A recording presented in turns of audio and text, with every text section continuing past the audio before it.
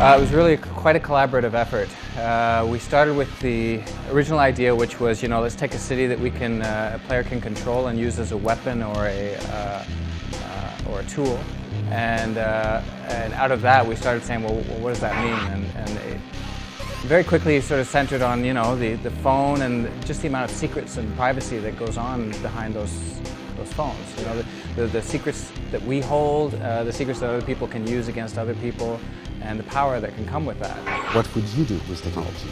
What would you do with this kind of power is something that's more interesting, I would say, in a way, to evaluate and discover than the other way, saying, I've got powers and I'm going to do this. No, you've got power, but what will you do about that? And if we push it a little further, what would anyone that has this power today, because some people do have this power, corporation, maybe individual, governments, large entities, what do you think they'll be doing with that? And I think that's the core question. We don't have the answer.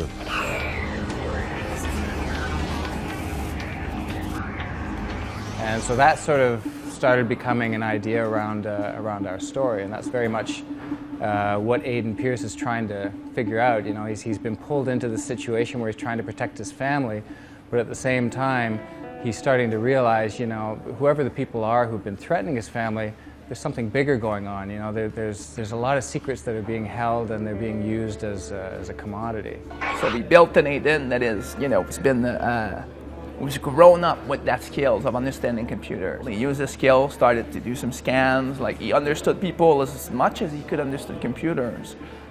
Social engineering, a big social chameleon, all of those things together. Started to make money out of it. As he grown up, I think the scam became a bit bigger. And when it backfired on his family, that's kind of where all his motivations for doing that collapsed.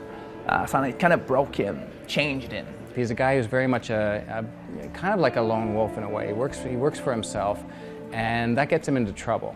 Right? He makes some mistakes, and his family gets hurt. His niece ends up being killed because some people are looking for Pearce, and his niece is accidentally killed. So he's haunted by this, the guilt behind this, and he's trying to find the people responsible for that.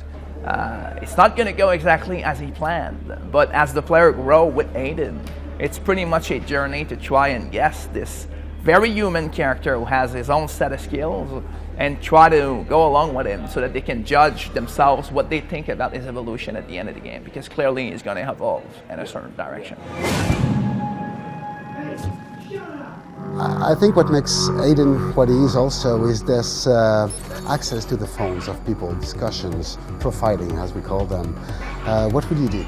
I mean, and this is something the game I think is doing pretty well, is what would you do if you had access to any secrets of anyone?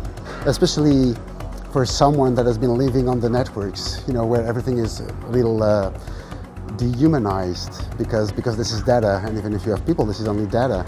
Just realizing that in front of you, you have someone with a weakness or with a problem, or it gets you something else. It's this mix between the data and the person. We're reaching a time where the two are intertwined. I mean, our online profiles are basically part of ourselves. And I think Aiden is basically leaving this state of things, mixing the data and the humans. So it's data, it's intangible, but at the same time, we bridge the two, humanity and the data. And I think that's what Aiden is going through, and hopefully the gamers will realize that too.